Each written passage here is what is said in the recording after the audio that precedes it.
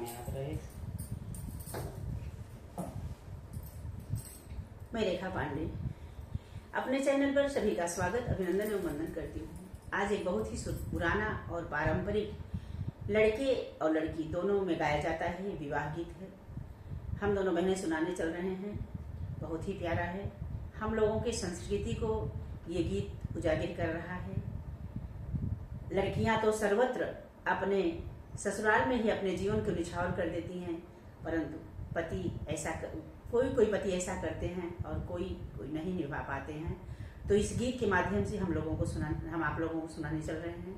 आप लोग कृपया इसे पूरा सुनिएगा और हम लोगों को उसका सपोर्ट कीजिएगा। ये दोनों चैनलों पर गीत जाएगा। इनका भी चैनल है मेरा गांव मेरा गीत, मेरा भी चैनल है प्रयाग लोक गीत, आप लोग जानते ही हैं। तो चलिए सुनाने चल रहे हैं, पूरा सुनिएगा, बीच में मत छोड़िएगा। मोरे पीछे लवंगिया पेड़वा लवंगिया बगिया अरे लवंगा चुवत आधी राती रे ललनवा अरे लवंगा चुवत आधी राती रे ललनवा अरे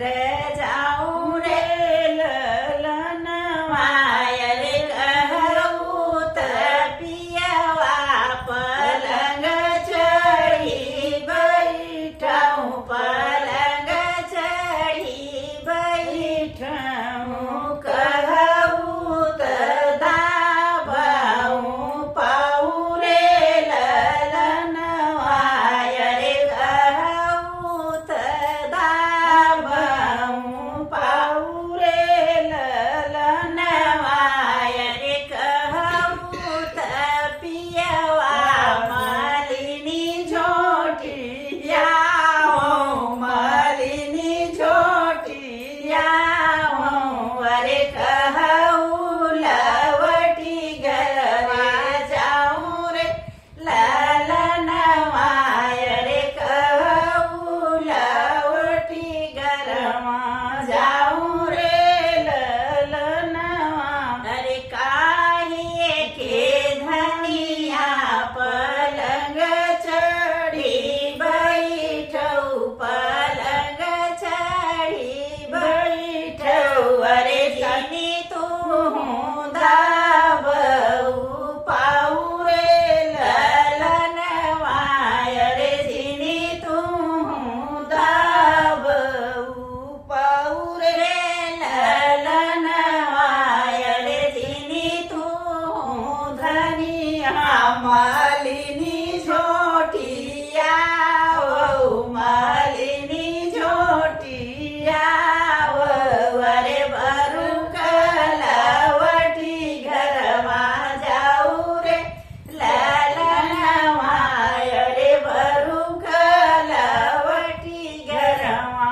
जाऊ रे ललनवा रे जिनी तू धनिया पलंग चढ़ी बैठ पलंग चढ़ी बैठ अरे जिनी तू दाबऊ पाऊ रे ललनवा रे जिनी तू दाबऊ पाऊ रे ललनवा रे जिनी तू धनिया मालिनी झोटिया मालिनी झोटिया अरे बरू कलवटी घरवा जाऊ रे ललनवा रे बरू कलवटी घरवा जाऊ रे ललनवा रे निजवा तू जायू मोरी धनिया रे जायू मोरी धनी रे उपरा पर गजिनी देऊ रे ललनवा रे उपरा पर गजिनी देऊ रे ललनवा रे बारा पुरुषवा नजर जिनी चितयू नजर जिनी चितयू अरे हम हो भई स्वामी तोहर रे ललनवा रे हम हो भई स्वामी तोहर रे ललनवा अरे ऊपरा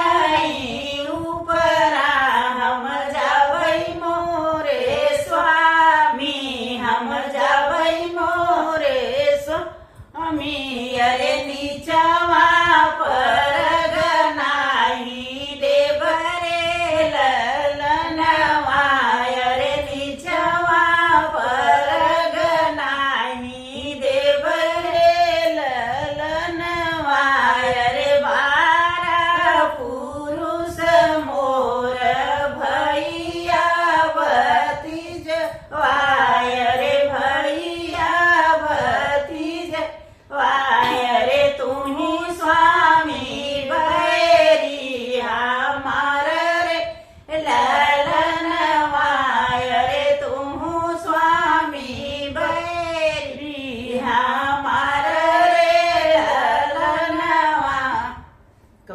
में जरूर बताइएगा ये विवाह गीत कैसा लगा। खूब भर भर के आशीर्वाद देंगी आप लोग।